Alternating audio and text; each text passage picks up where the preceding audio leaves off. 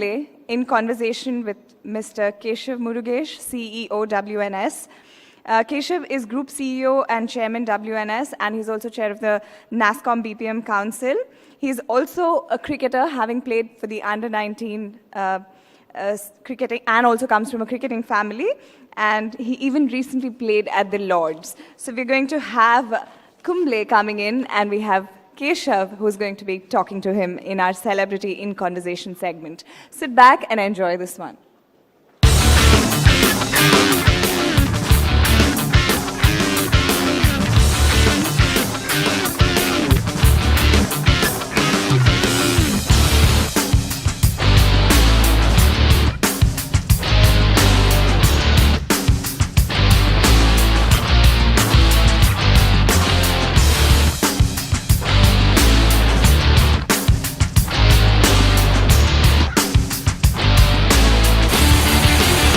Ladies and gentlemen, please welcome Anil Kumble. Welcome, Anil. Come, sit down. Sit down, please.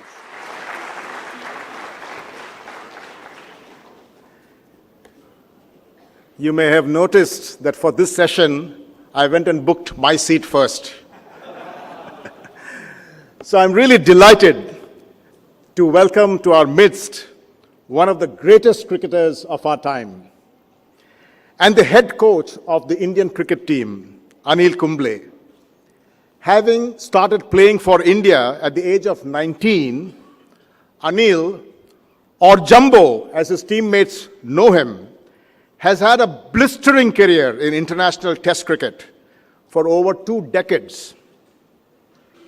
Before taking over the mantle of the head coach, Anil was a leg spinner par excellence, captain of the Indian cricket team, chief mentor of Royal Challengers Bangalore and Mumbai Indians, remember whom we had here yesterday, and chairman of the ICC Cricket Committee. He has played 132 tests for India, taken 619 wickets, and bowled a total of 40,850 balls, which is the second highest after Muthaiya Muralidharan of Sri Lanka.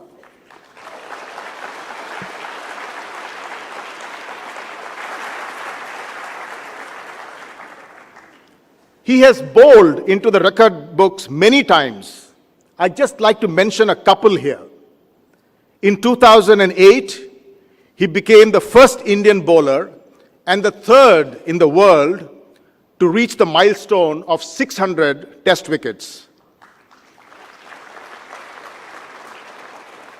Probably a record that he is best known for is his feat against Pakistan in 1999 when he took 10 wickets in one innings. Come on, we need more than that. Anil is the second man in the world after Jim Laker of England to have achieved this honor.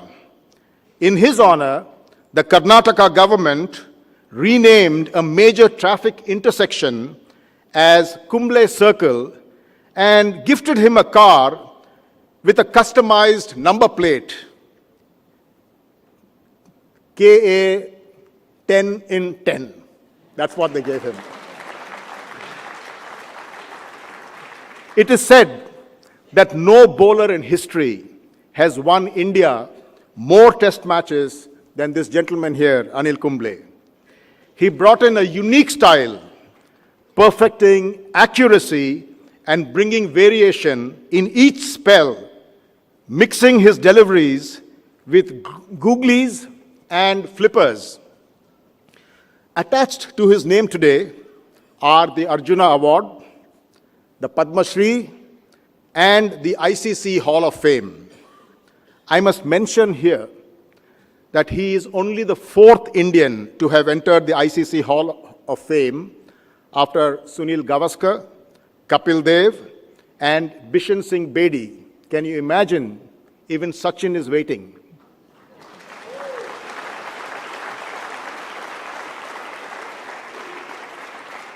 Outside bowling, Anil has interests in photography. He published a book called Wide Angle with candid and behind-the-scenes photographs of the team and several shots of wildlife that he has taken. With immense pleasure and pride, I present to you Anil Kumble, our special guest this evening, to speak about peak performance and the winning edge. The floor is all yours, Anil.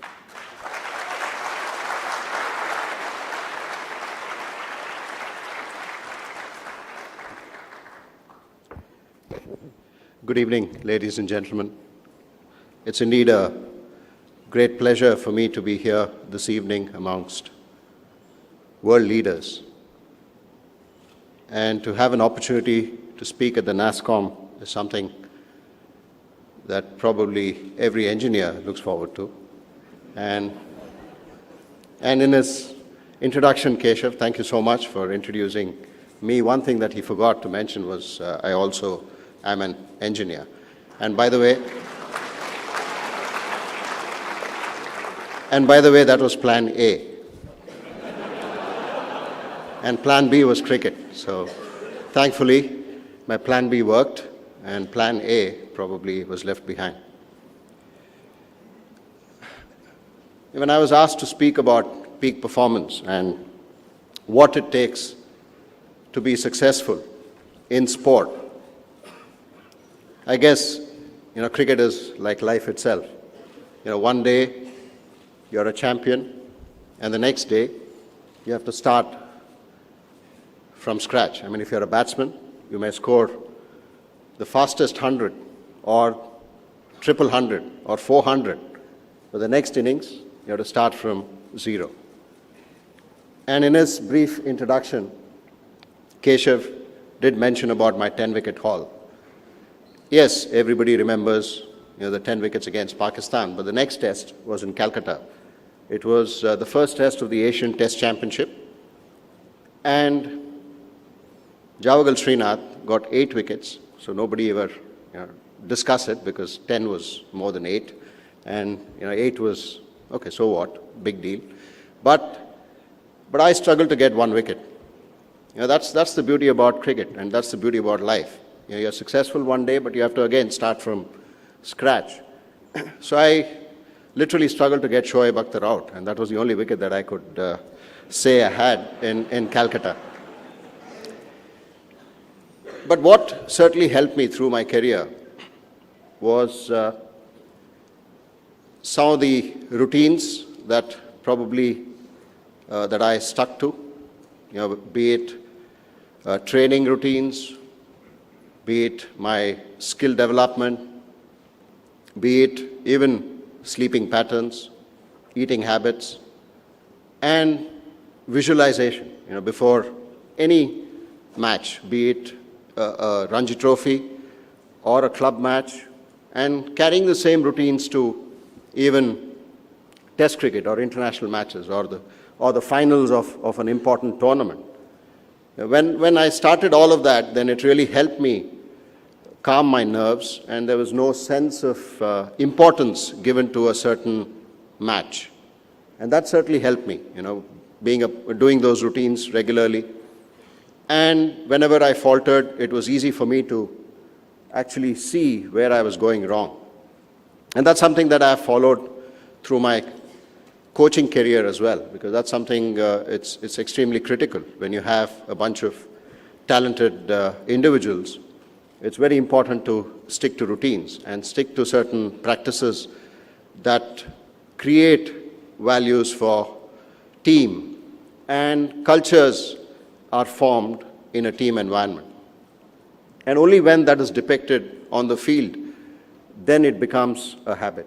And that's exactly what I've been able to do through my career, and I've had the success that I've had. Although not many people gave me the chance when I first came into the team as a 19-year-old. Many believed that I was very unorthodox, not the classical leg spinner that people would want to see in a leg spinner. So I was very different. I was a fast bowler with a fast bowler's attitude, and of course, someone who I say it everywhere. This is something that happened to me after I retired as well. The first question that came from the press conference was, so Anil, how does it feel to, end up with more than 600 wickets without actually spinning the ball? So that is what people perceived me as throughout my 18 years. But I said, I'm really glad that, the batsman couldn't figure that out for 18 years. So I guess cricket is a percentage game. I mean, so is anything that you do in life. The more you keep doing what is good at that point in time, I think the better you get. Yes, you need to be innovative. Throughout my career, I had to reinvent myself with technology coming into the game, into the sport in early 2000s. I also was instrumental in starting a technology company, and we probably were far ahead of our times. In 1996, I was talking to Keshav about it, and we had devised an analytical tool, which probably in current day and age probably would have made sense. At that time, it certainly didn't make sense, not just to the team, but even to certain players. When data was shown in front of them, they never agreed with it.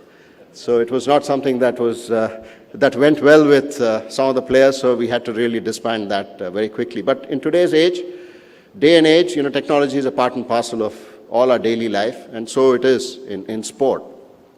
And for me, that certainly helped. That certainly helped me innovate, whether it was the speed gun, which was a very simple tool. For me, it was all about varying speed. That itself was a variation, not necessarily spin. So the speed gun really helped me in trying to understand how I could bowl better, how I could deceive batsmen, those subtle variations which commentators don't pick, the television don't pick, nor the people who are seeing pick. But what is important is the batsmen need to pick. And that's what I was working on. And those subtle variations, which certainly helped me become a better bowler and innovate. So it was thanks to technology and thanks to the tools that were there available for me to understand my own self. And in all of the successes that one has, the family plays an important role. And I'm really thankful that my family backed me throughout, whether it was my parents at the start of my career, taking up cricket. Coming from a typical South Indian family, it's very difficult to not focus on education. And it was very important that I did my education and also played cricket.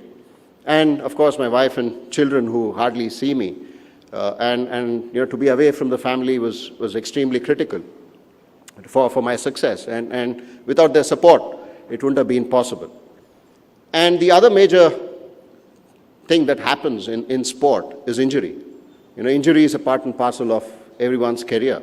And for me, it came at a stage where perhaps it could help me reflect upon what I had done previously in those 10 years. In 2001, I had a major shoulder operation where I was out of the game for almost a year. And in that year, it gave me time to reflect upon what I had done, what I need to do to be successful, and try and reinvent myself to ensure that when I come back, not only competition that you will be facing, but you will be facing a competition with a younger person, and that's what I had to face. So I had to come back to understand my own game, to try and improve upon and ensure that I was performing day in, day out. So these hurdles, these so-called hurdles, can be looked at in two different ways. One was in a very positive way, to say, okay, this is my opportunity to get better. And the other one was to say, this is the end of the world. And yes, all of us go through those doubts, and I also had those doubts because it took me almost 3 months to lift my hand up before I start bowling. So it was one of those challenging times where you tend to understand not just yourself, but also the people around you, who your real friends are and who your real supporters are. But one constant thing that has always helped all of us as cricketers, go out there and then do what we can or or achieve more than what we can is the support that the Indian public and the supporters that we have as an Indian cricket team. The following is immense, and you can see it. Once you go onto the ground and once you have those 30, 40,000 people cheering for you, it's a totally different ball game. All your pains, aches, everything goes out of the window, and you're just focusing, and your energy levels are so high that you go out there to win the game. And that's exactly what I think not just my generation, my previous generation, and even the current generation are banking on. The support that the Indian cricket team gets is probably more than any other cricket team in the world, for sure. And I'll give you an example of that. When I was honored with the to be a part of the Hall of Fame at the ICC, and I was given the award during the World Cup in 2015, the India-South Africa match at the MCG, where 95,000 people were sitting and watching the game. I think 90% of the people were wearing blue shirts. And that goes to show, in Australia, you don't expect for an India-South Africa World Cup match to have almost 85,000 people supporting the Indian team. And it's a big boost. And that's the kind of support the Indian cricket team gets, and it's wonderful. Again, like I mentioned, I'm sure through the conversation, I don't know what Keshav has in store. I hope he doesn't bowl a googly. But I think over the course of the next half an hour, you'll probably get to understand what went through Indian cricket, or whatever instances that I was a part of, and I was really glad that at the end of my career, I retired as an Indian captain. I think that's something which was really something as a young boy growing up on the streets, playing with a rubber ball, with a tennis ball, aspiring to play for India, to retire as the captain of the team was something you don't even imagine. So that's something I will always cherish. And thank you so much, NASSCOM, for having me here. And over to you, Keshav. Thank you. Thank you very much, Anil.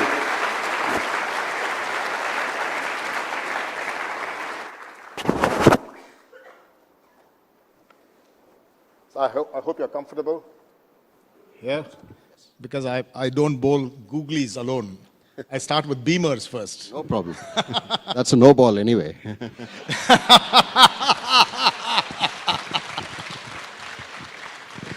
So let's start with some good news first.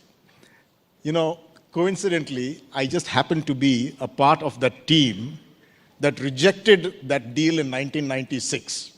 The deal that he spoke about that came as a investment banking deal. I happened to be on the other side of the table, and his brother Dinesh brought it to us. And I rejected it, and it's good news because we knew 20 years ago that you would be India captain, you would be so famous. We didn't want you to do a deal for 10 lakh rupees. We wanted you to do a deal for $1 billion. So is the offer still open? Absolutely.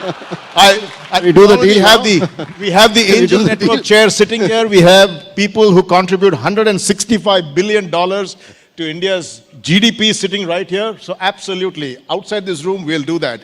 But let's start with some simple questions now, just to get you a little more comfortable. You said that you originally started off as a batsman. And I think because of the advice that your brother Dinesh gave you, you moved, more to bowling. How did that really happen, and how comfortable were you? Because the reality of life is, it's the macho thing to be the batsman, right? So why did you agree to bowling? No, one thing you start developing as a kid is you tend to start batting a lot more. And I was a decent enough batsman as a youngster, but what I also used to do was bowl medium pace. And I was a fast bowler.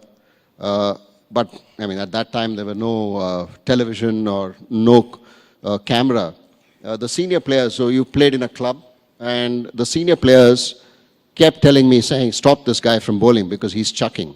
As a 13-year-old, when you don't have the strength, the natural thing for you to do is throw, and your elbow is bent. So that's when, I was told that I was chucking.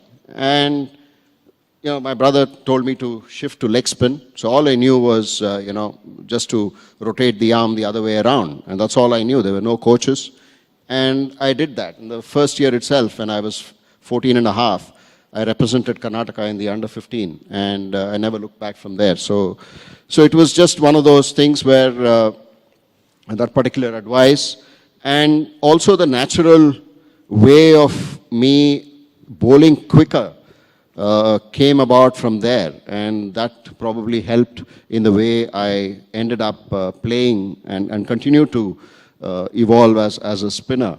But the natural, aggressive mindset of a fast bowler was always there. Some of them were teasing when I was a part of the team, saying that, I wish some of our fast bowlers had your, kind of aggression. They would have bowled a lot more and got a lot more wickets. But, I felt that, my initial years as a fast bowler certainly helped me, create that kind of an attitude on the field. I just hope you're taking good care of your brother, because if not, we will have to take care of him. But we must thank him a lot for it.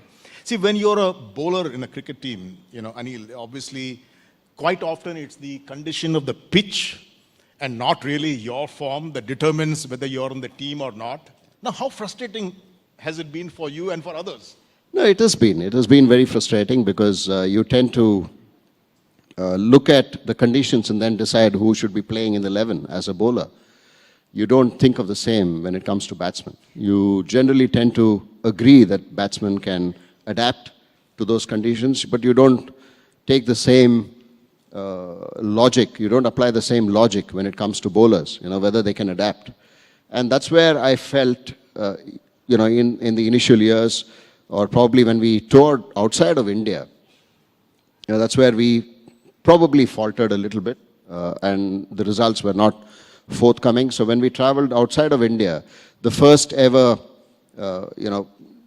victory that I can remember, which was really critical for us, was in Headingley, when we toured England in 2002, where both Harbhajan and I played in the team on a green top, because our strength was spin, and we felt, no matter what, we have to win the toss.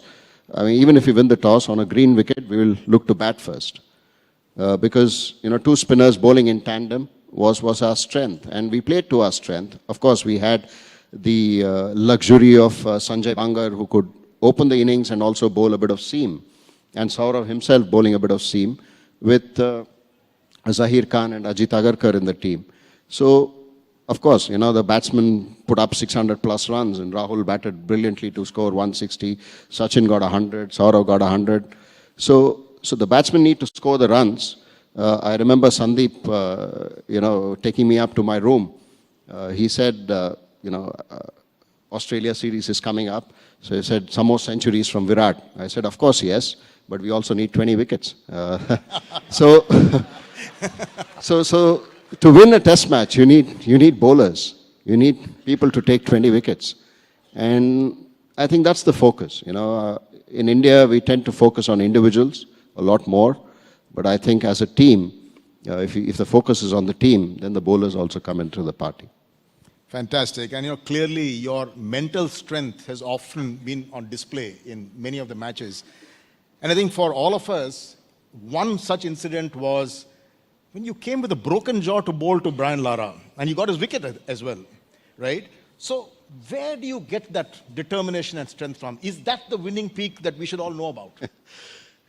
No, I think, probably that was one of the nicest variation that I've ever bowled to Brian Lara. Scare him with a face looking like that.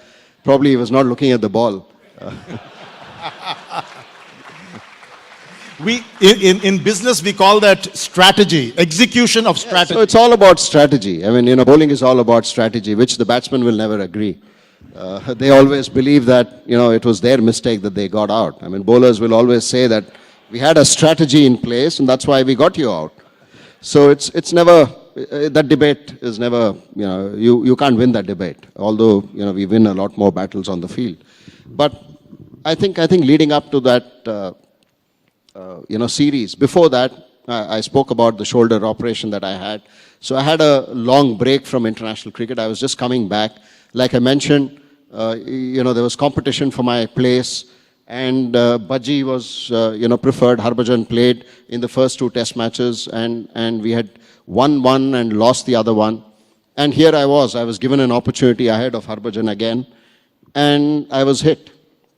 I went ahead of Ajay Ratra in the batting order, and I got hit. And I knew that I was coming back home. And we had scored 600 plus in the first innings that we batted. And this was a golden opportunity for us to go out there and win a test match and probably win the series. If we had won the test match, we would have won the series in West Indies. And we had missed out on winning the series in 1996 when Sachin Tendulkar was the captain. And we had lost that one-off test match in Barbados, chasing 120. So this was an opportunity which was taken away from me. And I felt, if my shoulder is okay, I can go out there and bowl. So my shoulder was fine. So it was just a matter of going out there and then bowling and then trying to pick up a few wickets to enable the team to get into a winning position. I did get Brian Lara out. I also got Carl Hooper out, but off a no ball. And I bowled those 14 overs, and that probably, determines who I am in terms of, if I'm shoulder is fine, and if I can go out there and bowl, it doesn't really matter if my rest of the body is all battered. I'll still go out there and do it. And that's probably one of the, I think the background was more, which I had missed out on international cricket for a long time, and we had a chance to win the test match. See, one is always thinking about succession planning and what one leader tells the other person taking over from him. In your case, you took over the Indian captaincy from another Bangalorean, Rahul Dravid, and obviously those were also big shoes to, to fill. So how did that feel, first and foremost? What did he tell you? And I'm asking you this also because remember, one of us has just taken over as the Tata chairman, right? So I always wonder what the previous person told him. So what is Ratan Tata telling him? What's the advice being given to him? And similarly, what did he tell you? No, I think in my case, it was totally different, Keshav. In my case, it was by default because Rahul Dravid had quit captaincy in 2007 after the successful England series. And I think the selectors looked around. Saurav had done his bit. Sachin had done his bit. MS Dhoni was too young to captain Test cricket. So they looked around, they said, who's the senior most? Oh, Anil's the senior most, let's give him the captaincy. So probably that was one of the reasons I became captain. But, to answer your question, I never looked at myself as not a captain. I believe that, even during the times when all these names that I mentioned were captains, I was still contributing and making my, whatever opinions that I had, and never shied away from giving an honest view about what we felt. I mean, there are times when people hold back just because, it's not the right thing to say. And if you say it, what will happen to me? I never believed in that. If I believed that something has to be said in the good of the team, it didn't matter if it hurt me. I mean, if those messages would actually hamper my progress, I never shied away from that. So probably that's one of the reasons that, when I became captain, it was by default. And I knew that, my body was already battered, and you spoke about those 40,000 odd deliveries that I've bowled. So I knew that it was just a transition, and it was all about handing over the captaincy to MS Dhoni. And when was the right time for me to do it? And then try and see if we can get to a stage of putting together a team and the habits of getting to become number one. And I think the seeds were sown during that period. And eventually 2009 was a landmark year for us in Indian cricket, where MS Dhoni held the mace of India becoming number one in tests. So that gave me a lot of satisfaction because I felt that I was a part of that journey, although I was not present in the playing squad. But that journey was something really special. So to answer your question, I think I was made default captain, and I don't think anyone, yes, Rahul and Sachin and, the previous captain Saurav, all of them lent their support. and never ever felt that I was leading, 3 or 4 or 5 captains in my team. It was always a challenge, but that's where I think you as a person, when you're not the captain, when you have been a player, and just because you become captain, has that changed? I think matters the most. So in my defense, that never changed. So that really helped me. What a great answer. Now, I was speaking to Javagal recently at another NASSCOM event, and we were discussing your 10 wickets. And for whatever reason, every time your 10 wickets are spoken about, everyone's talking about Srinath and the fact that he was bowling outside the off stumps. So what actually happened there? I mean, when I asked him, he said, the whole credit has to go to Anil. But I said, but everyone only talks about you bowling outside the off stump and not taking a wicket. So what happened there? No, I think the pressure was on Javagal Srinath, not on me, because you're constantly tutored, you're constantly, you practice bowling on the stumps. So suddenly in an international match, to bowl 6 deliveries wide is not easy. So, so Srinath had to do that, and it was not that I had told him, or I think it was a message which was pretty clear to him, saying, look, we'll try this for 1 over, and it would have been really embarrassing for me if I had not got that wicket the next over. To say, Sri, let's have another over of. You've practiced 1 over, get it right the next over. So it was quite embarrassing for me to stand there, but it was one of those things where probably I was destined. Because if you look back when Kapil Dev broke Richard Hadley's record. Richard Hadley was the highest wicket taker before Kapil Dev surpassed him. Richard Hadley was 4-3-1, and Kapil was on 4-3-0 in Bangalore in a test match against Sri Lanka. And we had 2 more wickets to wrap up. We had a lot of time, so time was not an issue.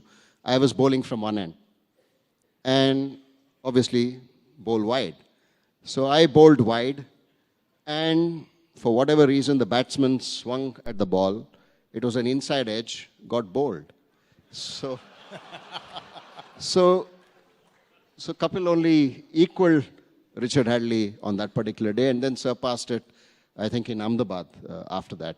So it was one of, like I said, it could have been anything. Srinath would still have bowled wide, and it could have been a, inside edge bowled. So I probably was destined to get all 10. Well, you should tell us a little more about what happened, what went perfectly that day. Those 10 wickets, and how did the team contribute?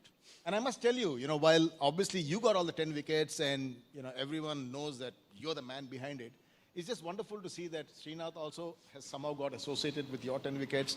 And these days I see 2 Pakistani commentators also getting a little more involved in terms of, taking a little bit of credit for it, but it's all yours. Thank you. No, I think, like I spoke about the visualization, before every game. You tend to, previous evening, you tend to sit down and start thinking about the opposing batsmen, the lineup that they have, and then try and set fields for them and then get them out in your mind. Some days, you can get all 10 in your mind, and some days it just doesn't go past 2 batsmen. For whatever it is, I'm sure all of you would have probably felt that. Some days it just doesn't happen. So before every game, that would be my routine of going through the opposition batsmen. It was not just that particular night. So this particular night, I just went through all of them and then said, this is the kind of field placing that I will have. This is the kind of pitch that is. This is the kind of bowling that I will do, and this is how I will try and set them up. It all worked out. I mean, it all worked out eventually, and it was very strange that there were other 3 extremely capable bowlers, and they never got a wicket. There were many opportunities created by these 3 bowlers, and there was enough pressure. See, it's all about pressure. Someone asked me, what gets you a wicket? I said pressure. Pressure gets you a wicket. You have to build the pressure from both ends. Otherwise, just one bowler bowling really well doesn't get you wickets. You have to have the support from the other end, and that's exactly what happened that day. So the credit also has to go to the other 3 bowlers, and of course, all those catching positions that Rahul, Saurav, Lakshman, all of them, Mongia, all of them around the bat, certainly helped. You're too humble, Anil. I'm sure if we ask those 10 batsmen, they will say that you were destined to get all those wickets. No, like I said, some of them will certainly say I was not out. So that's the... So on that note, all your admirers say that you are gifted with, this absolute clarity about living the values. And one perfect example, of how you showcased this to all of us was when, against Pakistan, when Yuvraj, you came out and announced that Yuvraj will not be in the test team. He had to earn his right there. And he had just been named, man of the one-day series. What went through your mind? And what can we as corporate executives who are driven by the profit motive learn from that? I think, it is very difficult. The most difficult job that, if you ask me, of now currently the Indian coach, is to tell a player that, sorry, you're not playing, or you're not in the squad. It's extremely difficult. It's not easy, but you have to take those decisions, hard decisions. For example, when I was captain, before we went to Australia in 2007 and 8, in the selection committee, we spoke about, picking the choices that we have for the opening batsman. And I said, Virendra Sehwag. Sehwag was out of the team. And there were a couple of other opening batsmen in domestic cricket had scored more than 1,000 runs. Whereas Sehwag had not, after he had been dropped, he had not performed really well in the domestic season. But I felt that someone like Sehwag can certainly make a difference. It's all about, what you want the team to be and how you want to play the game, and the clarity of actually backing someone who you believe and going with your gut. At some point in time, you have to, take that decision. In retrospect, maybe, people will start saying if it fails, then they'll start blaming you. You should be ready for that. I mean, I think as a captain or as a coach, I keep saying that, all the victories are because of the team, all the defeats are because of the coach. It's very clear. And if you take that attitude, then I think it's a lot easier to make decisions. Otherwise, it's very difficult to make decisions. At the end of the day, you have to live with your decisions. And in retrospect, people will have many things. I mean, in India, after the game is over, you should have batted first, you should have bowled first. All those decisions happen. But before the, event, how many of them will say this is what you need to do? I think you need the, clarity and also, the gut to say, okay, this is what I'll go with. But any great leader, also needs to ensure that he's carrying the whole team, with him. And quite often, a team of, consisting of champions need not be a champion team. Now, you have the unique distinction of having 4 former captains in your team, right? You had 3 and 1 who became the one-day captain, Dhoni, thereafter. But yet, you got that performance from them. How did you manage to give, critical feedback or constructive feedback to a champion of that kind and just make sure that it was accepted? Because this is something that we face in the corporate environment as well all the time. I think it's all boils down to honesty and dealing with every individual the same. And like I mentioned, you as a player, have you changed just because you are now the captain of the team is extremely critical. And if you haven't, then it's a lot easier to deal with the captains or superstars or whatever you call them. As long as the communication is clear, and yes, in a team environment, you will have to probably give credit to certain players, and sometimes you have to, give them the stick as well. But like I mentioned, if you're honest about, appraisals and understanding the particular individual, and then how you can go about. I mean, some people don't like to be told in a group Whereas some people, you may have to do that to engage. For example, I don't want to name people here, but then I had to send out a message to one of the younger lot, but I took the senior player along with him, and in fact, I had the conversation, and the message was, I had the conversation of sharing the message to the senior player while the junior player was just sitting and listening to us. The message I wanted to give was to the junior guy, not to the senior guy. And then during the course of the conversation, the senior member also started accepting it and then, saying, okay, this is what I think the team requires. And that message went on to the junior player. And that's something I think it's extremely critical as well. I mean, being a captain or being a coach, it's all about managing people and managing individuals and personalities, and how can you give them the space that is required? How can you allow them to make mistakes? Because at the end of it, you may see a mistake happening or coming, but they may not be, listening to you, but you'll have to let that happen a couple of times and then address it rather than, trying to force your point through. So that's something which I learned through my career, and that, like I mentioned, communication and being honest with every individual certainly helped. And when you make a mistake as a captain or as a player, then you need to put your hand up as well. You can't really look for excuses and start blaming the other guys. So that's something I think really helped in my career. What a fantastic message for all of us.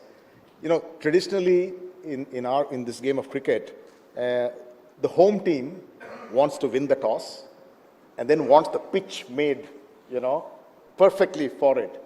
But you changed all of that. You said something very interesting. You came and told the team, you ignore all these factors, and you said your game is a reflection of your attitude, right? That is path-breaking, and it's very relevant to this group of people because we are also seeing a lot of disruption in terms of our business models, in terms of all these new technologies and changes. How can we learn as business people from that paradigm? I'm not really sure whether I can only say what I can do on a cricket field. I mean, toss, pitch, weather, all these are not in your control. So there's no point in worrying too much about what will happen if we lose the toss, or what should we do if we win the toss. And what if the pitch is like this? I mean, you still have to adapt, and you have to put together a strategy to engage and ensure that you come on top. And I think it's all about the squad that you have, the team that you have, and if you have characters in the team. It's not just about talent. It's, everyone is talented. You can only have certain talent, who are game changers. But in a squad, you also need characters who stand up when chips are down. And you need players with experience who have seen through all of this and who have the resilience to come out and fight. You need all those characters in a team. And once you have those characters in the team, then you start putting the skills into them and saying, which skill do I put in this particular pitch based on what you see out there and then how you read it. And then go about, rather than saying, this is the pitch I want, or this is the team that I have, so let me prepare the pitch accordingly. I don't think that's something that you need to think of. And the other important point that I learned is when someone's watching a television, and if someone is bowling, you should never be able to tell the score.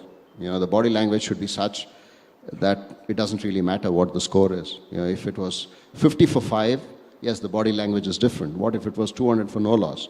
The body language should be the same. And that's the kind of attitude that you need to take in onto a cricket pitch.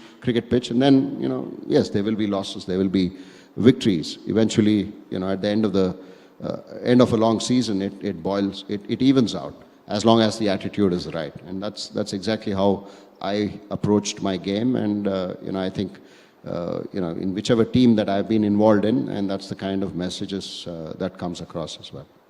So there was, one controversy while you were captain, which all of us remember, but it was that whole Budgie and Simmons, kind of matter, which the media brought up as the Monkeygate affair, right?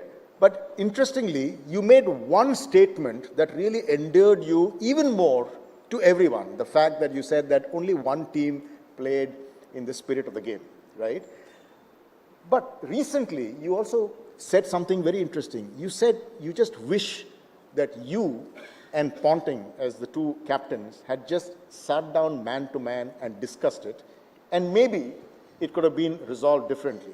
And frankly, from a business point of view also sometimes, two senior leaders, instead of talking to each other, are communicating to various other channels, right? Again, what can we learn from that? And tell us, why did you not sit with him and thrash it out? I did try. You need two people to agree. So I did try. So I don't think it was something that I did not try. But those things happen. You're geared up to take decisions on the field as a captain of the team to say who should bowl now, what kind of fields that I need to have to get this particular batsman out, what should we do. I mean, those are things that you learn as you play along. But this was something that I don't think learn anywhere. You just have to, see and then decide as to what you need to do as a captain.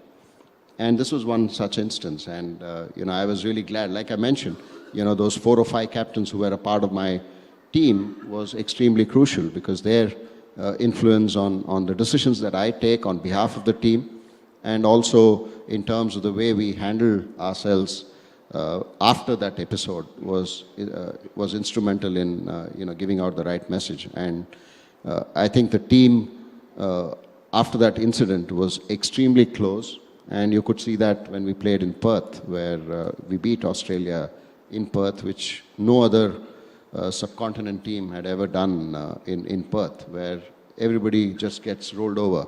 And that's something that we've seen over the years. Other than the mighty West Indies, nobody else has actually beaten Australia in Perth before. Now, of course, South Africa beat them recently. But I think that's where you need the experience and the wisdom of your senior players within the group, which will help you take the right decision. Yes, I agree that a lot of things can be sorted out by sitting across the table, but it also needs 2 people to agree on sitting across the table.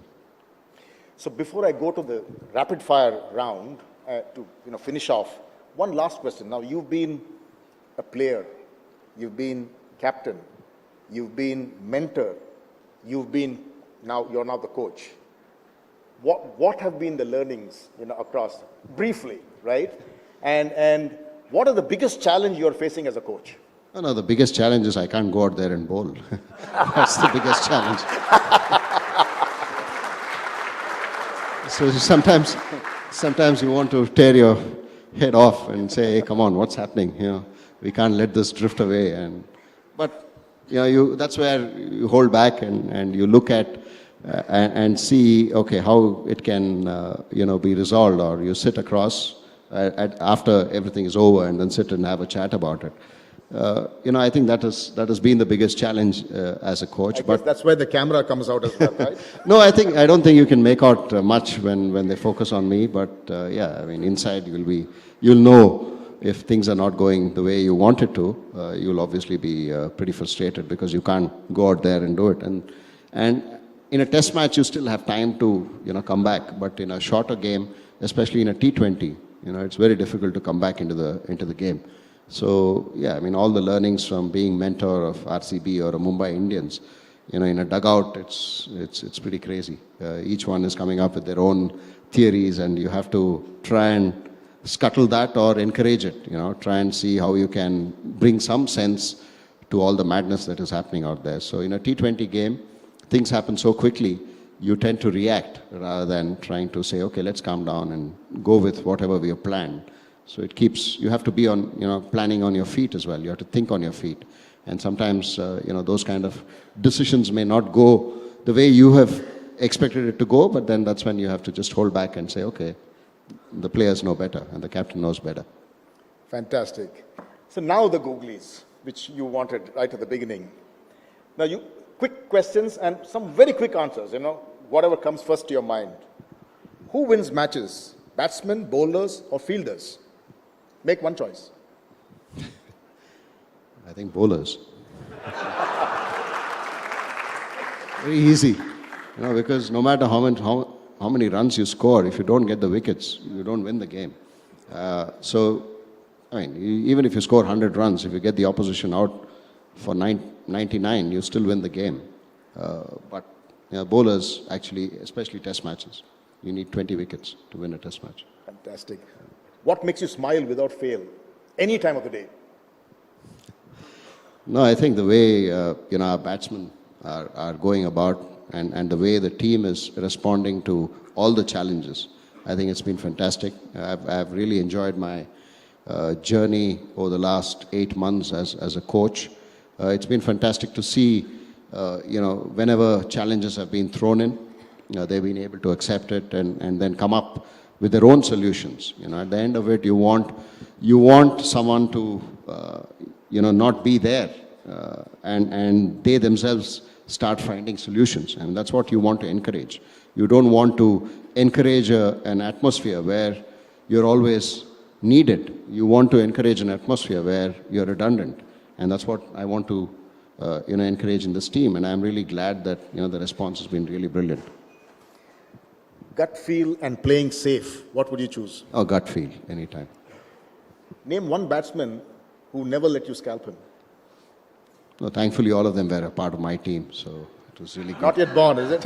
No, all of them were a part of my team, so I was really glad that, I didn't have to bowl at a Sachin Tendulkar, a Rahul Dravid, a Virendra Sehwag, or a VVS Lakshman, or a Saurav Ganguly in an international match. I mean, imagine that. Thinking, I told you about the visualization. Imagine, if I was someone else and thinking about all this list of batsmen and saying, how am I going to get them out? It would have been a serious challenge. So if someone said, talk to me, Anil, about anything about cricket, what would you talk about? I think the attitude. I don't think, talent is already there. Your skill, everybody knows. As a coach, the one thing that I don't do is I don't teach them skill. Because that's something, everyone knows. Technique, everyone knows. All I can do is share my experiences and try and see how you can get people out. Execution is extremely important. How can you execute, and how can you enable people to think analytically and try and see how best they can come out and execute and come up with different solutions to the same problem. Wonderful. On a scale of 1 to 10, 1 to 10, that's it. How would you rate your sense of humor? I'm not sure. I don't think I can. Probably 5. You just had to pick an answer. Oh, 5, okay. Cooking skills. That's easy, 1. Acting skills. Oh, that's minus. Dancing skills. Oh, that's even worse. So you're going in the negative now. What comes to your mind when I say Virat Kohli, MS Dhoni? Virat Kohli is brilliance. I think just one word is very difficult. He's been. I've seen the development from a 19-year-old who walked into Royal Challengers first time after he won the World Cup as a captain, to the transformation that you see now. I mean, it's been brilliant to see someone that passionate, that that kind of motivation and the dedication that he has. And similarly with MS, coming from Ranchi, nobody expected that, one day someone from Ranchi would be leading the country. And the way he has led the, 10 years as captain, I don't think anybody will have that kind of a shelf life. I mean, it's extremely difficult. Even in the corporate world, I guess it's quite challenging. But to be Indian captain for 10 years is something unheard of. And, hats off to the way he conducted himself as captain of the team. He was the perfect ambassador for the sport. And I don't think anything ruffled him. You couldn't really figure out what he was thinking, even when, 1 ball, 6 runs to go. Or if the opposition needed 2 runs to win and you still have an over to go. You didn't know what he was thinking, so he would always go with his gut. You know, you asked me about gut or, what was the other, I think, safe. So he would always go with his gut, and it was amazing to win World Cups, 2 World Cups and a Champions Trophy, and then you're number 1 in Test. You can't ask for anything more. What comes to mind when I say Shane Warne and Muralidharan? Oh, brilliance. In terms of skill, Shane Warne could spin on anything. So was Murali. That's something which I never could.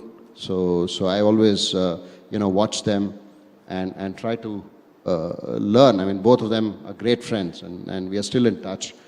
It's really nice that, I am also spoken in the same breath, and we are the top 1, 2, 3 in the lineup of number of wickets that we've been able to take in Test cricket. All of us playing in the same era, and probably Murali was someone who had to bowl a lot of overs, not just take wickets, but also restrict, because Sri Lanka was a team where it was not easy. And similarly for me, it was a similar case. But Shane Warne, to come from Australia and the kind of talent that he had, I wish I could have that talent with Shane Warne and both Murali. What would Anil Kumble have feared more? Anil Kumble's googly or his Yorker? No, I think the Yorker, probably. Great. They say a true guru is not one who leads you to him or to himself. A true guru is one who leads you into discovering your inner self. I just hope with this interaction today, this guru here, Anil, has helped us, be bowled over by his wonderful comments and helped us really understand, what goes through the mind of a, high performance kind of team and individual. But before we let you off the stage, Anil, this has been really fascinating.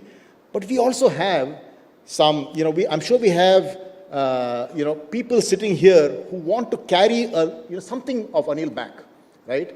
And if you recall, I made you sign a few balls there. So I'm going to ask 3 questions to the audience, right? For the people who get the right answer, you are going to get a ball autographed by Anil Kumble. So think very carefully.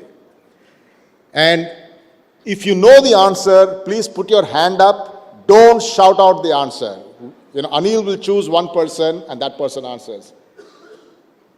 So we all know that Anil started off as a batsman, really gritty batsman. Do you know in one series, he had the highest average.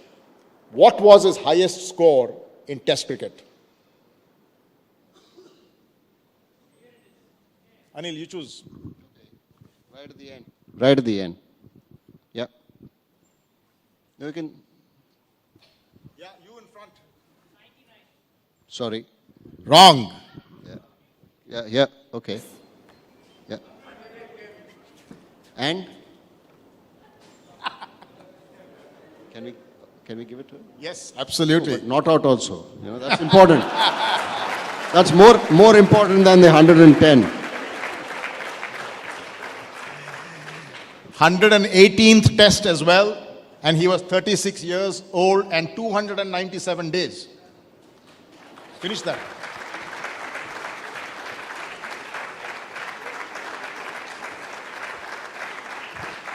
Well done, well done.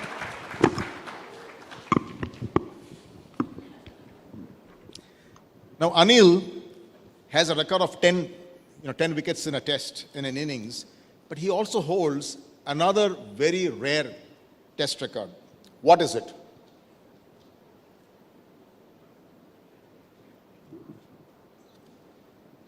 Yeah. Not really. Close. Very close. Build on that. I think the lady there has a... Yeah. It was for a while before, yes. What? Stuart. No. What did you say again? He said 35, Anil. We should give it to him. Okay. No, there's one more. Let's see. Yeah. Let's see. Answer quickly or I'm giving it away. No.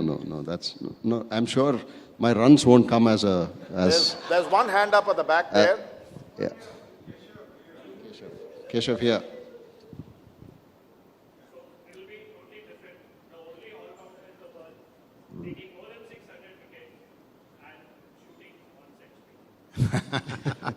Good Yeah, try, that's- but you're not that's- getting the ball. No, that's close. Yeah, I think 35? 35. Oh, okay, 5 wickets. I think it's the same answer. So I think we should. You give got to it. It's actually 35 cotton bolts.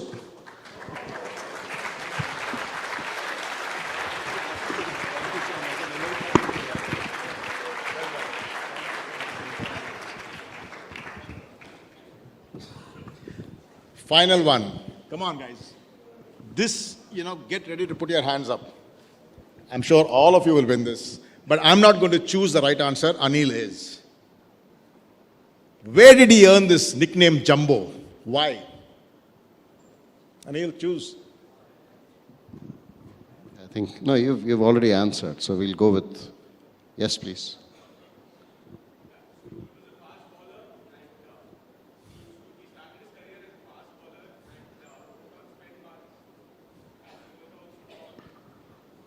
Okay, that's okay. Reasonably okay. Yep. Yeah, that's probably close. But he also said where, so. Okay. Yeah, I think we'll give it to him. You got it.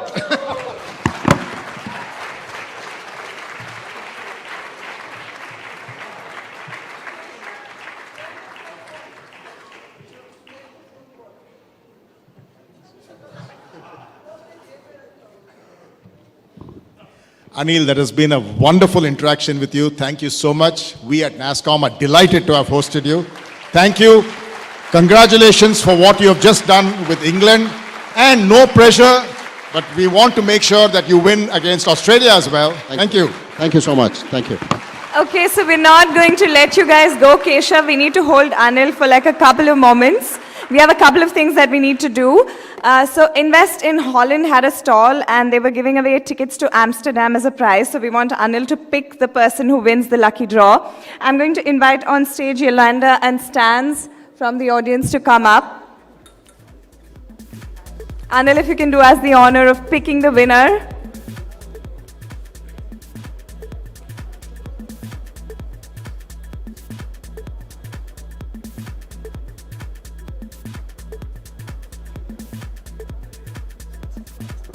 Shashidhar Akiraju. Do we have a Shashidhar Akiraju in the audience? Pitney Bowes. So Shashidhar Akiraju in the house? No? Okay, pick another one. Pick another one. A trip to Amsterdam is what is up for grabs. Yeah, he just missed a flight. Melvin Neal? Yeah? Okay, there you go. That's his lucky day. He's winning a trip to Amsterdam, plus he gets to get the award from none other than the man Anil Kumble himself. Woohoo! Okay, so thank you. Thank you so much, ladies. Okay, wasn't that a phenomenal conversation? Was it a conversation about cricket? Must have been a conversation about business strategy because every line that was spoken about can be taken back. So Anil and Keshav, we need to have you guys on stage for another moment because we're going to take a NASSCOM selfie with the entire crowd. So I'm going to invite the NASSCOM team up on stage. We're going to flip it around and make sure that the whole crowd gets into the picture. So why don't you all come together? I'm going to request the entire audience to move in closer so we can fit you all into the photo.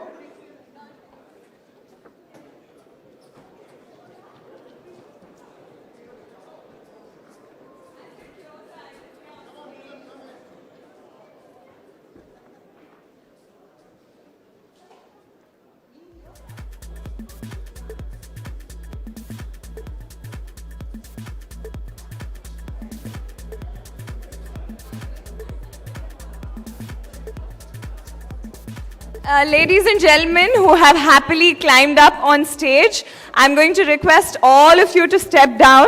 Let's be nice. We are NILF. Let's not hog, please. Ladies and gentlemen, please, I'm going to request all of you to move downstairs.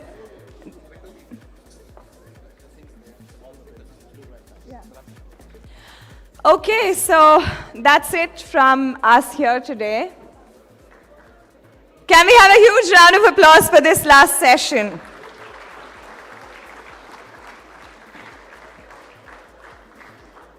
Thanks to you guys, the mementos are going to be given away at the Speaker's Lounge.